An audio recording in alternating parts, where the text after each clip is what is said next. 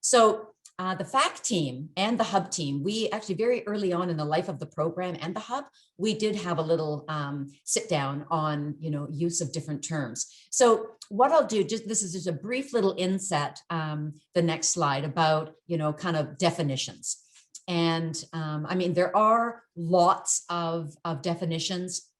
Nothing is universal. Within the MHPIF itself, use of the terms population health intervention research, or FIR, and evaluation have been debated quite a bit.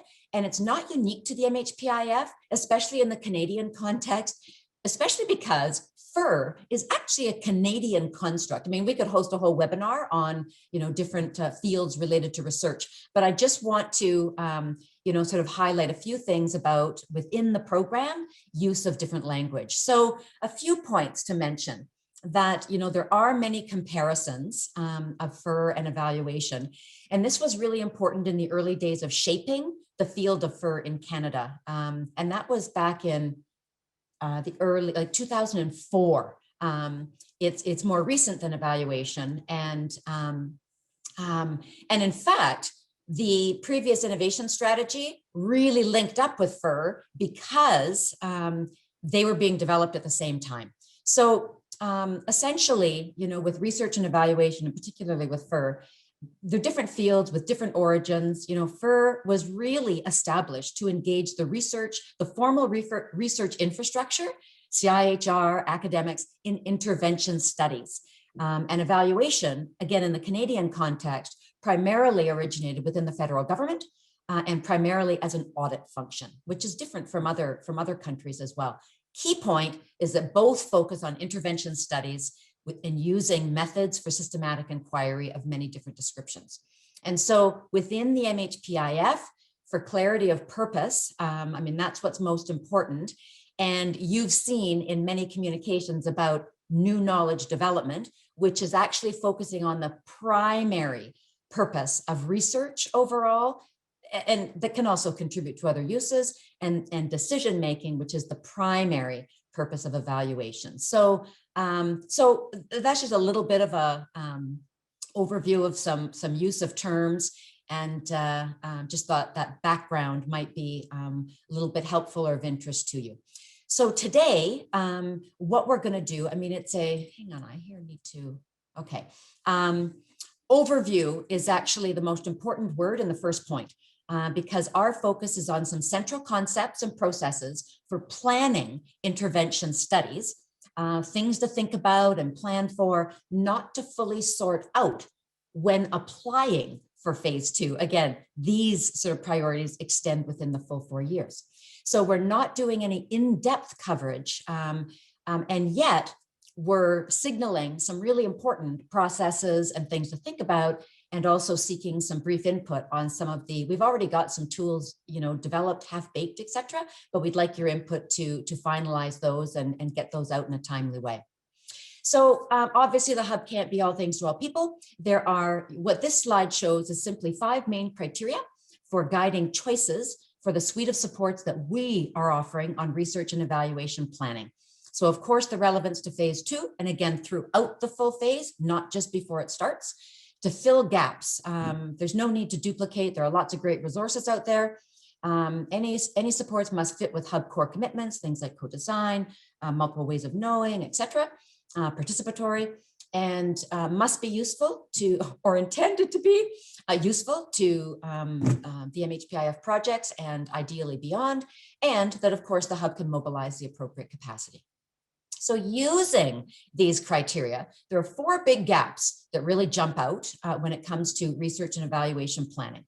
They're all linked and purposely addressed in this order today. So we're going to start with worldviews, and making these explicit. Then we'll move to choosing priority questions. I mean, way too often studies start with, methods, or worse yet, okay, I've got to go pull a measurement tool off the shelf. Must start with questions and choosing priority questions that can be addressed. Choosing and measuring outcomes, essentially what difference you intend to make. And that's a really core part of the application process that you're getting involved in. So choosing and measuring outcomes, as I say, a really important short-term priority. And but without everything about how you're going to assess it, but essentially what changes you're trying to make with your projects. And then finally, understanding your influence on outcomes, just things to think about there, like study design, et cetera, when it comes to being able to explore your influence. So that's the basic flow for today for the common gaps that we'll address, and be seeking your input on some of the tools that we have partially developed. So with these gaps in mind, what's shaping the hub supports to fill them? I mean, things that will come from us. I mean, where possible, we review and curate excellent work of others. You've seen a lot of that in the theories of change, et cetera, that are already posted to the website. If new tools are needed, especially, bite-sized, timely, relevant, et cetera, we consider our own expertise that spans evaluation in FIR fields, particularly draws on strengths of mixed methods and complexity-based approaches, applications to many different types of wicked or complex problems, including mental health, promotion, and especially rich experience with evaluating multi-project initiatives. And I just named one there. I might draw on this one. It's actually one that we've actually led an international evaluation funded by the Movember Foundation, Social Innovators Challenge. There's so many comparisons with the MHPIF project. But you know what? Here's a fun fact on this one. There were 12 projects in 3 different countries. So, that really extends the sort of the diversity in context. But also, we actually did a common evaluation across all 12 of those projects, which is different than what's happening within the MHPIF. So it's pretty cool, though. I mean, some of that experience has really informed some of the input we offer on research and evaluation planning. And then we also, as you know, bring in and have brought in other expertise to support development of some of the early tools and have some good content already developed. So Dr. Kathy Absalon with some work on an Indigenous lens, and Dr. Carol Adair. We're so pleased, Carol, that you're on the call today. And Carol, I mean, she's been, most engaged with the hub, with a big smile on my face for that one, but since the very beginning. And Carol's done some great work on some of the research and evaluation tools that address some of the gaps. So for today, following today's input, we can refine what's been prepared, and ideally with some fairly quick turnaround on some tools that may be most timely and useful. And, Carol in particular, she, her and our team, we're going to really intently listen and potentially probe for some more input from you. So we're going to move on to the 4 priority gaps. First of all, with worldviews. I mean, they're always present. They're rarely described. And I think that's a really cool innovation within the MHPIF, is the encouragement to have projects and others situate themselves conceptually and philosophically. And so considering this, the worldviews, really it is about situating yourselves conceptually and philosophically. And, this will have, of course, implications for what difference you hope to make, whose voices matter, ways of gathering and using information. In short, everything flows from worldviews. And, in Facts Note about phase 2, they specifically mention some frameworks that may be relevant to projects. There's quite a mix within and across these for what is covered. Core beliefs, key concepts, some even including some measurement, sort of frameworks and implications. What we've got listed on this slide, are different ways to situate yourselves, and these are not mutually exclusive. The Indigenous perspectives, a complexity lens, a central focus on health equity, wellness, mental health frameworks, and others. And so this is really just, sort of an overview of kind of a full pool. Something that the hub can do and has started to do is to curate some of the most relevant frameworks and provide annotations for them about how and why they may be used and useful to you. Now, something else that we've got a head start on in collaboration with Dr. Absalon is preparation of a resource that tries to get very practical about applying an Indigenous lens. What are the types of questions that need to be asked within project teams, with partners, et cetera. So these are two very specific, sort of tools and supports that we can further develop and share with you. And, this is where, after presenting some of these tool options to fill gaps, Annetta's going to chime in with just the very same format to a poll, but getting your input on level of interest and time sensitivity for these. Yeah, thanks, Barb. So let me just launch the poll now.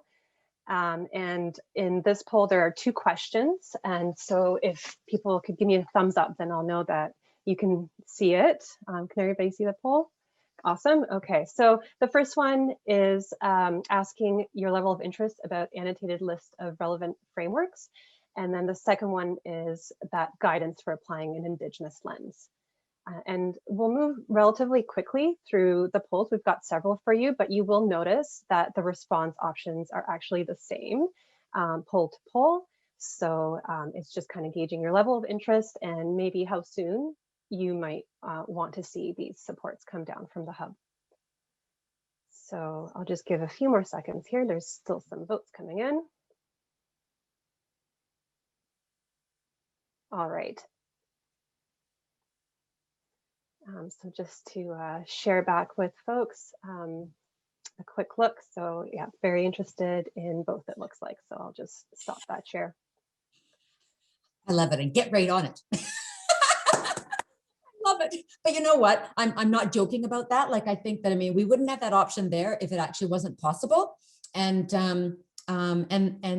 obviously the short-term relevance is things that might actually be most directly relevant in supporting the requirements in your application. So totally get it. I might joke around a little bit, but honestly, that's a viable option. Otherwise, we wouldn't put it in there. Don't ask what you don't want to hear the answers for, right?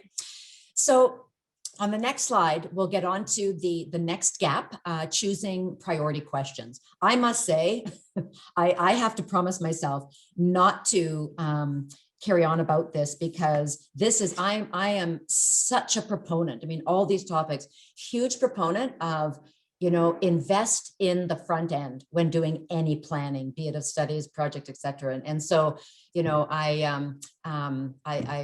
as I say, I'll promise myself I won't go on too long about it, but choosing priority questions, super, super important. And that doesn't mean trying to answer everything. So again, like we did with the frameworks, we're going to start by sort of mapping the pool of questions. Still bounded, but more than any project would be answering. And then the selections get made within these. So this slide, you'll see lots of sort of examples. The next slide here is, the most important takeaway here is the matrix itself. Remember, this is the pool. This isn't all questions to answer. The header row and the header column. So the head, and we've not chosen a single framework. What we have done, and this is Carol brought forth this from, which I think is really wise. Again, fully informed across, the literature, but a topology that basically draws on or applies to all different frameworks that are out there. So the header row being the types of questions, and the header column being the level of the question. And so these on this slide, I'm just giving you a sense. These are sample questions only. There are many more questions within each of these cells. You can kind of anticipate what one of these sort of tools might be. So there are many more examples that can serve as prompts when thinking about questions that relate to structure to process to outcomes, and also at the system or population level, local community level, and the individual level.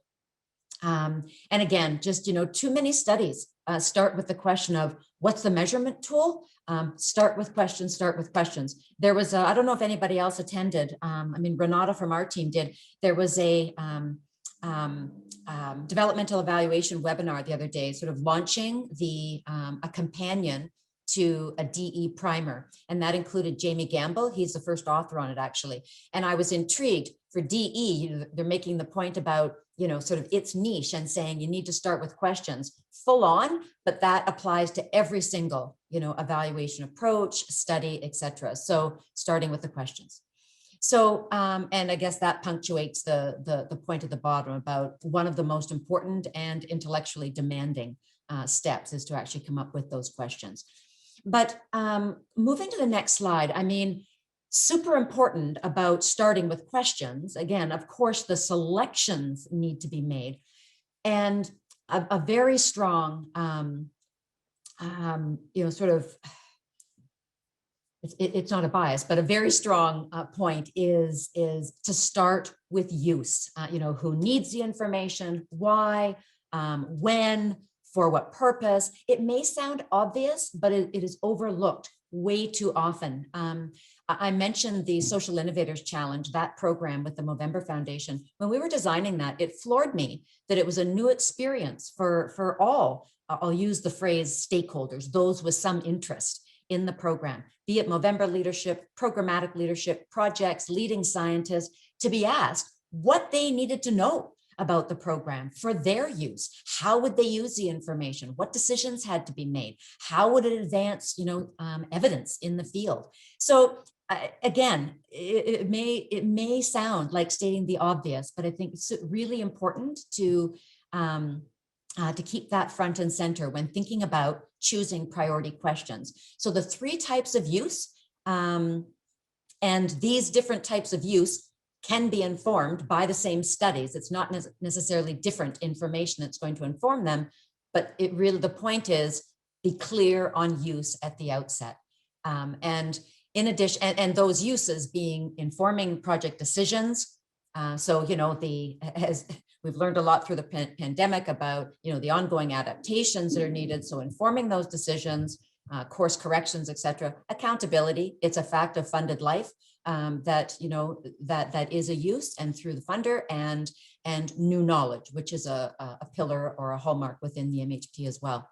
Co-design, super important. Like Steve Montague said in our last webinar, I mean, it's a team sport, and mainly for people to understand what's in it for them. And that's an engagement process. It's not being told, it is actually an engagement process. So the final point on this slide is, like a common error is not tailoring questions to the stage of development of projects. It's crazy making for me when projects are in a super developmental phase and long-term outcomes, on health status are the implicit or explicit expectations for what is going to change in a year's time. So really important to set everyone up for success, funders, projects, etc., is that questions are indeed appropriate for the stage of development. So the next slide, the project stages, and this again, I'm cueing a tool that we have. So project stages, again, stating the obvious, are not lockstep, they're not linear, and they're different for different parts of a project. So I'm thinking about, youth leadership training, peer-to-peer learning, train the trainer models, whatever different parts there may be to projects, those even may be at different stages of development at the same time. So there is that variability as well. There are 5 general stages from early development through to mature intervention and scaling.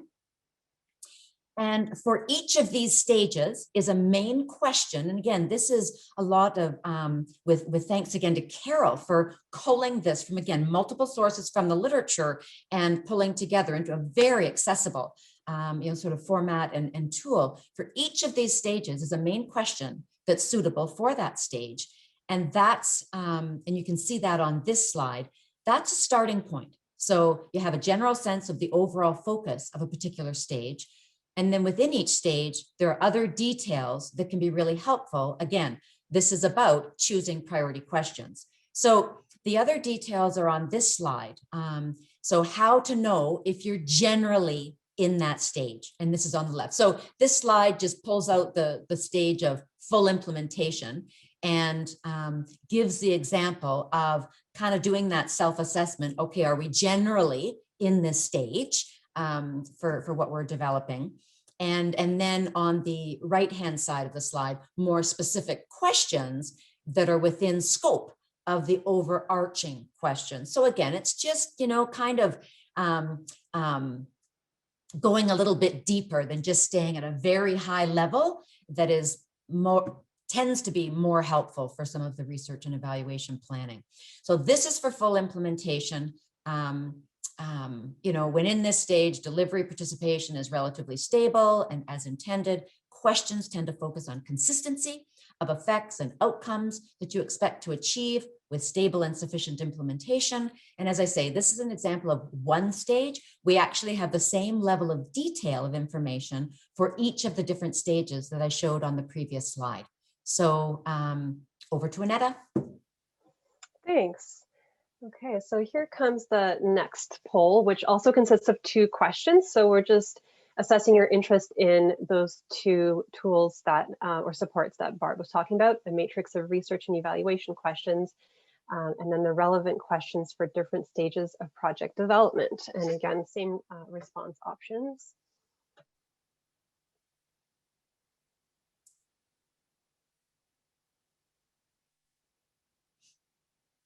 I'm smiling because I'm seeing a pattern. I'll let you guess, Barb. It's going to be a busy month. All right. So I think everybody's done voting. So, ta-da! Very interested in the next month. Okay. Now, you could mention there were a few people that said 3 to 6 months was a-okay. We've got to move quickly. It's majority votes right now. Yeah, exactly. That's right, Annetta. Good for you. Good focus, girl. Okay, so the next slide takes us to the next priority. So that sort of wrapped up our choosing priority questions, choosing and measuring outcomes. Whoa, this has so many different sort of topics to unpack. But again, the overview, I think really, really important. You know what I want to do? You know, I want to take a poll, and we won't do it, Annette, I promise, but I want to take a poll on how many people have those marks on the wall. Measuring height. Okay, so similar to when choosing priority questions, the hub started once again, and with the worldviews, the frameworks, started once again with the idea of a pool of outcomes. Again, no selections yet, but it's just that orientation about what's the pool within which I'm kind of swimming. And this demonstrates the socio-ecological model. I mean, it's part of the design of the MHPIF on the left side of the screen. And from the work of Margaret Berry and others, I mean, we profiled this quite a bit at the annual symposium. And at that time, her, well, actually the book wasn't, it was her most recent book on mental health promotion implementation, I think came out in 2019. But this kind of overview is informed by her and others, their distillation of these different levels and types of outcomes. And, you know, an important point is that the field of mental health promotion does have some very good direction for desired outcomes at multiple levels. It's not a clean slate, and really important to, again, what's our motto of, you know, apply what you know and learn as you go. The apply what you know is actually working with, you know, the base of knowledge that's there. So the most succinct and recent synthesis, as I say, is in Margaret Berry's book on MHP implementation. And those outcomes are identified at 3 different levels, which you see on the right-hand side, the individual, community, and structural levels. And those levels are very consistent with the goals of the MHPIF. And, you know, when all of you, I'm sure, are familiar with different sort of framework documents and everything else. And, you know, there might be slightly different levels that are in there, social network levels and other things, but essentially there can be a mapping onto this sort of succinct and concise synthesis of different types of levels. So this being the pool, you know, we clearly don't measure all of these, again, the key question or the key word here being choosing. So how do we make those choices? So again, I feel like I used to be called Captain Obvious. It may seem very obvious, but still the tendency is to reach for that, measurement tool on the shelf. Another tendency is to try to measure everything and full on, don't. Remembering sort of what came before the first point here, the sequence matters. Questions first, informed by worldviews, intended uses, and stage of project development. If there's one huge takeaway from today, I really want that to be ingrained. And then finding a sweet spot of sort of so much and no more when it comes to the outcomes. Primary, secondary, and unanticipated. That's a second point here. I think a really important one, because choosing one and nothing else doesn't, when you're talking about such complex interventions, you're going to miss, sort of some other impacts or influences that are out there. And so again, using our example from the Social Innovators Challenge, wellness was the priority outcome, and we actually had a scale for that. And then depressive symptoms, because that was on men's mental health, depressive symptoms were secondary. We had a qualitative inquiry that then got into some of the unanticipated consequences that could be probed from some of the participants. So that's the point about, be selective without being too narrow. For child and youth mental health promotion, no need to start from scratch. As I mentioned lots of, development here, and starting with some common outcomes. And we'll go there next. But I'd like to just speak to the final point again here on this slide, that co-design is key. Again, the team sport, the perfect outcomes are those with a shared understanding amongst those with some stake or interest in the program. So they're not the ones that are, developed in a back room that are considered to be sort of the best practice. Really, the shared understanding amongst those who are interested in the program, have some use of the information. That goes back to my commentary earlier about understand first the use of any information that's being developed through that's being gathered through the intervention studies. So a possible tool, again, noting the header row and the header column. The header column is the common outcome concepts, I think very nicely distilled from by Carol Adair again, and the header row being what has been sort of pulled together about each of these common concepts: definition, indicators or instruments, selective references for more information. So, again, there's an example in the one row, but it's the structure of this that I wanted to be able to show as, again, a possible tool that, that we can offer up for you. The next slide is another possible tool. Once you've identified the common outcome concept, remember I talked about, oh my gosh, the unpacking of this. So once you've identified the common outcome concepts, how do you then move from those concepts to measures? And this slide then shows that progression from a general concept to a specific concept to an operational definition. And this example does speak to equity.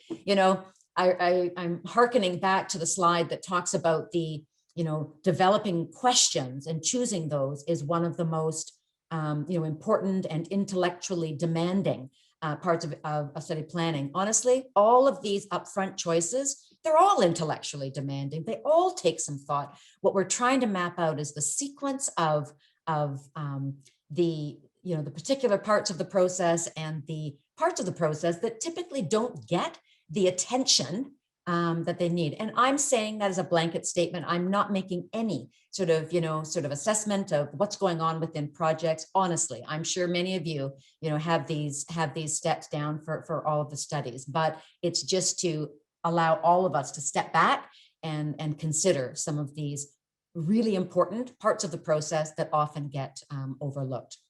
So this is the process. And then we get more specific. Yes, so the general concept, specific concept, and the operational definition. And just, this takes time and thought.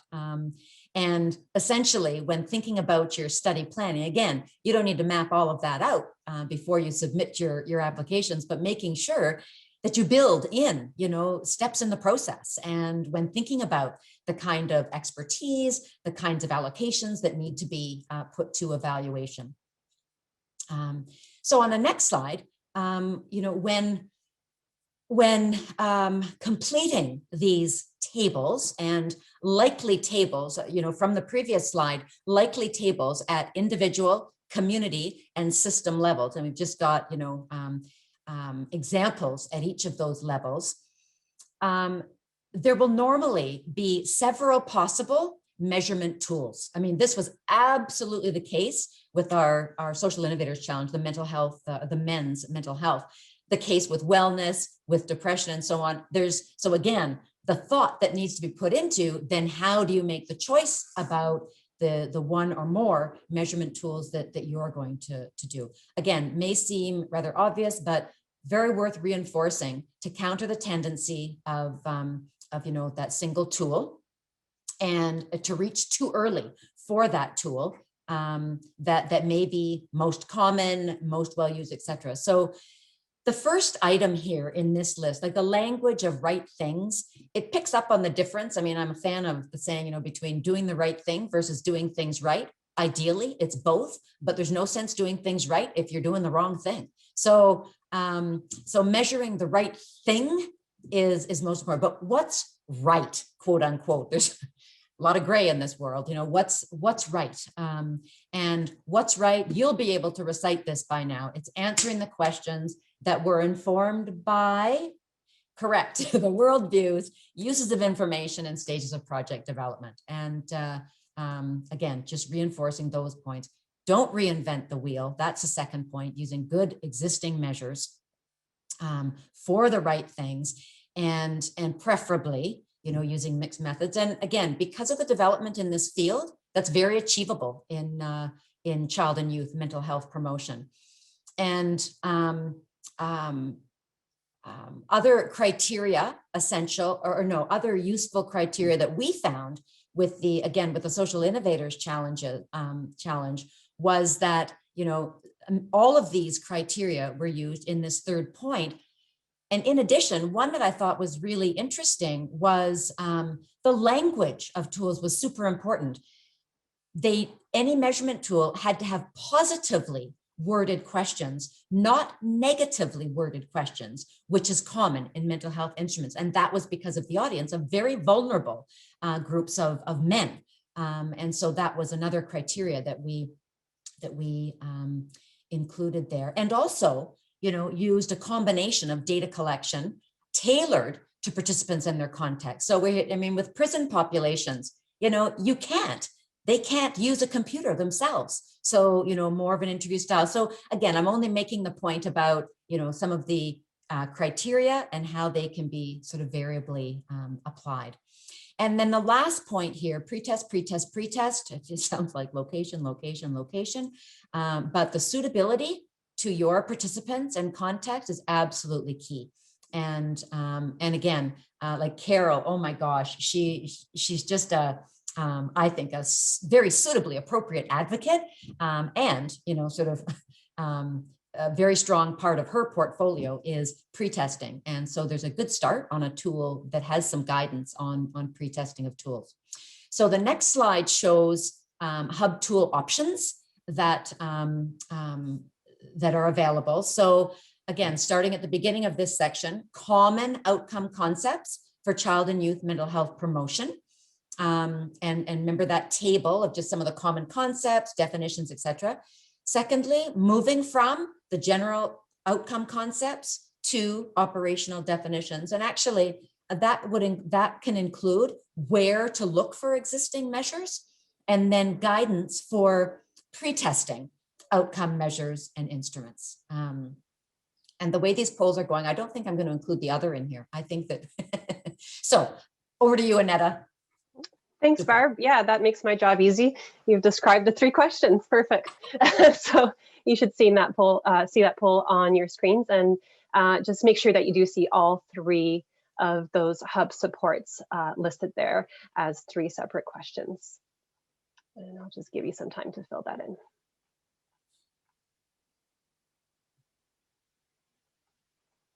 Well, those are being filled out. Annetta or anybody else, time check. How are we doing?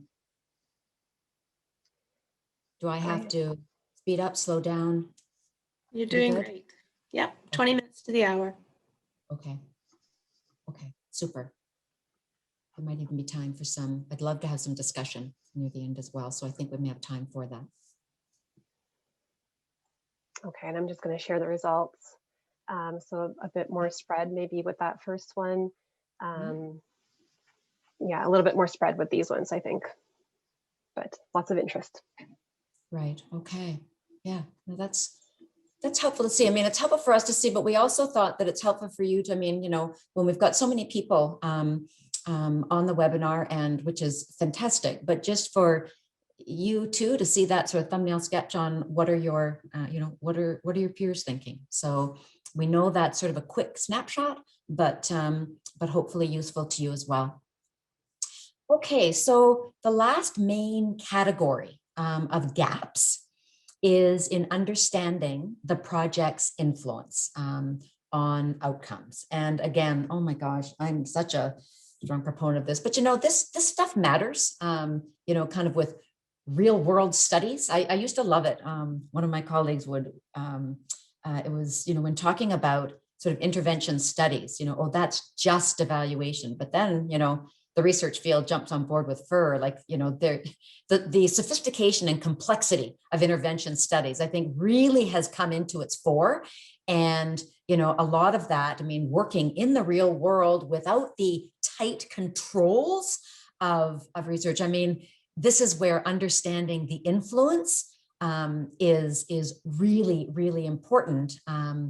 And so, you know, a topic that we want to address, particularly with these real world studies. So, you know, another tendency actually, and this has happened far too many times, is, you know, a research team will have their eye on the prize, the outcomes, and basically all measurement goes into, you know, the outcomes without understanding what got you there in the first place. And ultimately, that's not helpful at all, because that whole question of, okay, what's working for whom, under what conditions, we don't know how to get there. So the practical guidance from that. So anyway, just another, maybe not all too coherent, but passionate plea for the importance of this topic. So the next slide takes us back to the theory of change webinar, and the whole concept, again, I'm just kind of orienting us to this whole concept of influence and degree of control. And from that webinar, Steve Montague showed the different spheres of influence. And we just thought that was really an important sort of preface for some of this, some of the implications about intervention studies and how to make sure you're able to talk about the influence the project has had. So with these spheres of influence, really important for intervention studies and for understanding, you know, the complex problems and interventions more generally. So with, you may recall then, the very inner circle is the sphere of control. That's the activities and the outputs of those. Directly within the control of the project, the direct influence is the next sphere, includes the different levels within the results chain that we discussed: participation and engagement, changes in capacity, changes in actions, behaviors. Super important sphere that is often overlooked. Too often, there's a complete leap over to the outer sphere, which is the indirect influence beyond those directly participating in the project. So blah, blah, blah. I'll talk about this, but how is this relevant? So it has everything to do with study designs that allow you to say more or less about the influence of your project. Now, as a backdrop to making choices about study designs is understanding the difference between attribution and contribution. I mean, attribution, of course, is a direct cause and effect linkage, largely inappropriate for complex interventions studied in real world settings. Instead, what the question is really, what contribution do our activities make in a bigger playing field with many actors and activities? So study designs, and again, I don't assume that this is brand new for everyone, but again, I'm just providing that overview. Study designs, of course, are better or worse at figuring out the influence any project or set of activity makes. So often key to this is having some useful types of comparisons, which are not always easy in sort of real world dynamic projects and settings. And one possible tool with some good development already is guidance on building comparisons into your studies. Carol's done a nice culling. I mean, a focus on comparisons that are actually feasible in projects of this nature, like multiple measurement points, et cetera. But just a few examples of ways to build in comparisons that actually allow you to say more about the influence that your project has had. So that's one possible tool that will get your level of interest on. And then the next slide, in addition to study designs, super important is to avoid what's called the black box studies, a huge pet peeve of mine. I mean, all too common, 5-year outcome analysis, and then nothing can be said about how and why it worked, for whom, under what conditions. Academically, potentially useful because that would get published, but it's practically useless because you don't know what's fed into that. What are the key ingredients, be it of a parenting program or youth-led policy program? I mean, those key ingredients and how they're implemented is really important. So another tool under development, largely again informed by a lot of back and forth and work on the Social Innovators Challenge, is about what we called, and it worked for them, it won't work for everybody, but about minimum requirements for tracking structures and processes. And I'm talking about for the uses of understanding the influence of the project. So for project decision making, for new knowledge development, and ideally there'd be lots of sweet spots that minimum requirements for really understanding your influence and contributing to the evidence is also, sort of overlapping with what you're tracking for the accountability purpose. But that's not what I'm mapping out here. This is about those other uses. So 3 areas are listed here on the slide that, again, are based on our experience in other sort of multi-project initiatives as well, tend to be the ones that if you're going to track and measure anything about getting to some of the outcomes, don't miss these. So information about project activities and their outcomes. So the type, the quantity, the quality, the cost. Again, this is just really bare bones on the types of things, but there we can offer maybe some ways of trying to get at those. Project participants, super important. Of course, the characteristics, the reach, and the engagement, and some of the most influential, assumed to be influential, contextual factors, which is something that you're being asked as well to think about in describing the systems you're working within and what might actually influence the implementation and results of your projects. So, I mean, in the SIs, in the Social Innovators Challenge, we also had partners as a minimum requirement. That could be added here too, but I really abbreviated just to include the project activities and their implementation, project participants, and some of the contextual tracking. Really important point again, do not track everything. By now you can recite that your choices will be guided by everything that came before, intended uses of information and your theory of change. So the hub tool options on this final component are on the next slide, and I've mentioned some of them. The one is annotate. I mean, there are some really good resources on this. So some annotated resources on, resources that already exist on complexity, based approaches to intervention studies. So things like contribution analysis, developmental evaluation that get at that, degrees of contribution, study designs with feasible comparisons, and the proposed minimum tracking for project activities and their implementation, participants, and it looks like I forgot to put on there the contextual tracking as well. Okay, so that this is the last poll, so thanks everybody. So again, there are 3 options that you should see. The annotated resources tool, or rather like set of resources, so that would be a support, study designs with feasible comparisons, and the proposed minimum tracking for project activities and their implementation and project participants. In just a few more seconds, I still see some responses coming in. Last call, folks. Okay. All right. Okay. So yeah, a little bit more even spread on the first 2, especially, and lots of interest, and I think in a shorter time frame for the proposed minimum tracking support. So thanks again, everybody. We really do appreciate your feedback. It's really helpful. Yeah, that's awesome.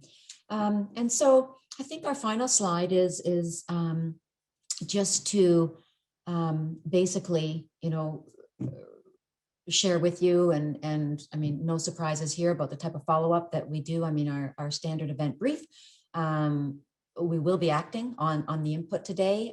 We wouldn't be able to do that if we didn't have some strong, early developmental work done, but that was, you have to anticipate, what's going to potentially going to be helpful. And again, we're not going to be all things to all people and be able to, provide the level of detail, huge depth on each of these, but you've seen the working examples. So we got to that level of detail.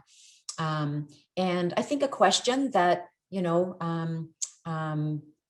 just we wanted to consider after the input from today is whether in fact there's, any additional input that might be needed. I mean, if there were only 12 people on or 7 people on this call, then we'd think, okay, is that really a good sort of representation from the projects? I'm thinking that it might be good, but you know what? We have a few minutes remaining, and I'd actually like to just open up the lines, the chat, and just hear from you about. I mean, this has been on purpose, the broad overview, getting the input on the very specific tools that may be most helpful for many of you.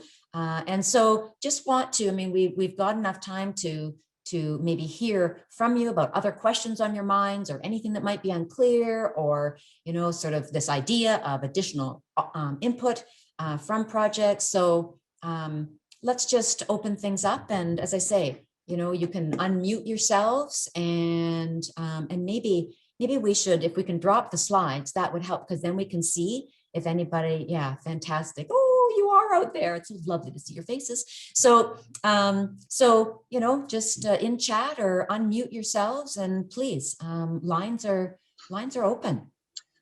Barb, I thought I just might make a quick note about the availability of this info in French as well, while folks are thinking of their questions. Donc, pour ceux qui sont intéressés à accéder à cette information en français aussi, nous allons absolument la fournir aussitôt que possible après cette session d'aujourd'hui. Et nous vous invitons à tous à nous contacter si vous avez des questions, et nous considérons également une occasion de discussion comme la session d'aujourd'hui en français aussi. I have a question to ask, if it's possible to just speak directly. Perfect. Thank you, Marlene. There's a growing concern, as you're probably aware, of the validity of randomized clinical trials and the length of time that it takes for interventions to actually do that process and make it into the population in a substantial way. Yet, of course, RCTs carry some direct advantages in terms of evidence. Can you speak to the position that you hold in terms of the relative advantages and disadvantages of RCTs in the work that we're doing. Thank you. Yeah, absolutely. I think it's a really important point, and one that has had lots of play, you know, in the literature and conversations. I mean, I was particular when, you know, helping to develop the field of population health intervention research as well. And so I would say that the stance that I would have, it really is a stance of fit for purpose. I mean, RCTs are not always your question relates to, you know, the whole confidence in being able to say as much as possible about the direct influence of a project. Now, however, there are many situations, I mean, the type of intervention could or could not lend itself to a randomized control trial.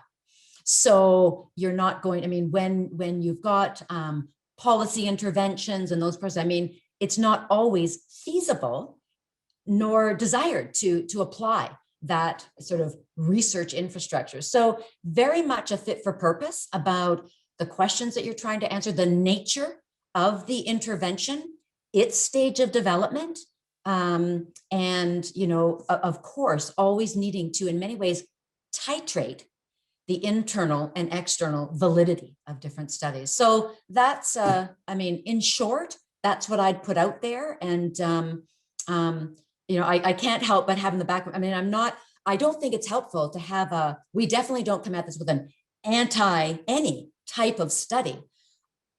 I do know that the traditional hierarchy of designs and studies, that has huge limits when it comes to these intervention studies.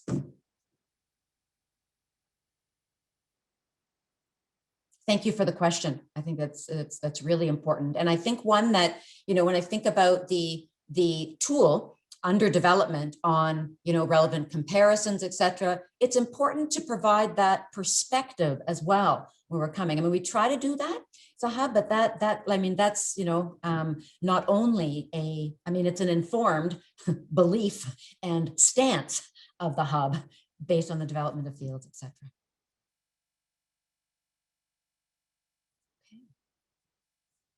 I'm going to scroll through. Anybody else want to unmute, have anything to say? Barb, there was a question that did come in the chat saying, the question is, our data collection is very demanding for schools. Can we budget an amount to compensate them? That would be a question for the FACT team, because that has to do with eligible expenses. So that's not something for the hub to comment on.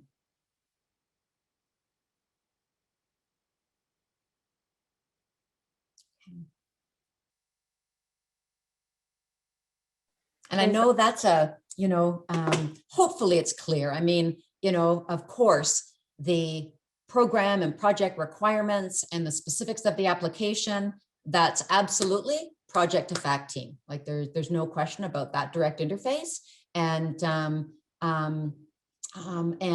you know, of course, the hub, it's not just being informed by the requirements, but I think you've seen, I mean, we've actually had a hand in helping to shape some of those too, about, you know, even use of language and, you know, sort of ensuring that there's, or just, you know, providing perspective on the, again, stage of development of projects and the sort of flexibility, you know, required for that when it comes to some of the intervention studies. So it's not that, you know, I mean, we're grateful that it's really, truly been a collaborative effort. Our job is to provide any sort of supports and, but to have the project FAC relationship be maintained. We're not the ones that speak to specific requirements.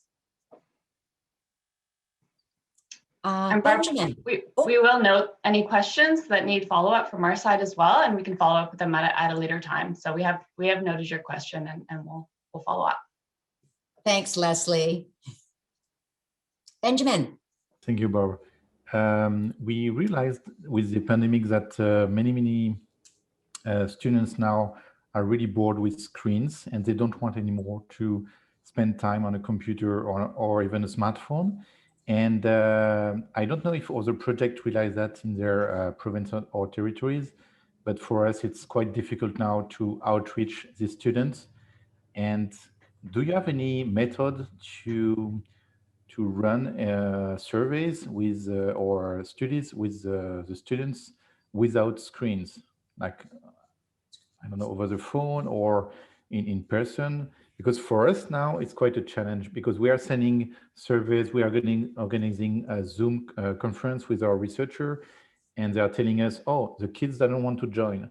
Kids now are bored with screen, or it's now an anxiety for them to be on a screen, or so they don't show themselves. They put the camera off like that, and you have black screens in front of you. So it's really hard for us as project manager, and it's hard for the research team to face these challenges. Do you have any ideas or paths to explore?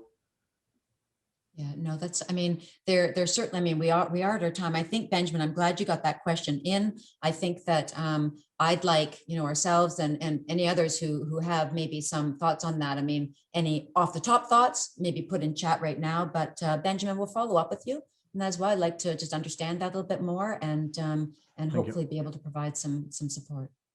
Okay. Chaya, do you want to squeeze in a question? Yeah, just the challenge for us is that many of the validated tools that give us measures are deficit based and can actually be very triggering.